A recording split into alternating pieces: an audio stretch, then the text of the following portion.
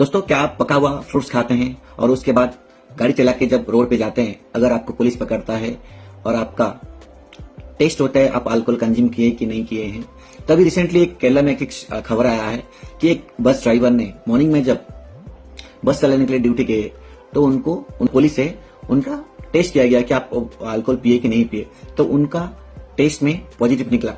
तो लेकिन ड्राइवर ने बोला कि मैं कोई अल्कोहल कंज्यूम नहीं किया।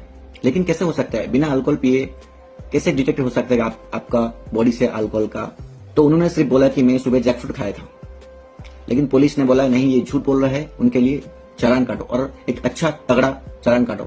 लेकिन जब वो बार बार बोलते रहे कि नहीं मैंने अल्कोहल नहीं किया, जब वहां से बहस चला तो पुलिस ने वही किया जो डाउट था। पुलिस ने एक जैकफ्रूट लाया और खुद पुलिस ने खाया और टेस्ट किया। जब जैकफ्रूट खाने के बाद पुलिस खुद का टेस्ट किया तो पॉजिटिव सिंबल आया। तब डॉक्टर के पास जाके जब डॉक्टर को पूछे, डॉक्टर ने बोला जब जैकफ्रूट पक जाता है उसमें जो नेचुरल शुगर है वो फर्मेंट होके अल्कोहल में कन्वर्ट होता है। तो इसीलिए आप जब फ्रूट्स खाते हैं सतर्क रहिए। ये तो बड़ी फनी न्यूज है और लोगों को भी सावधान रहना चाहिए।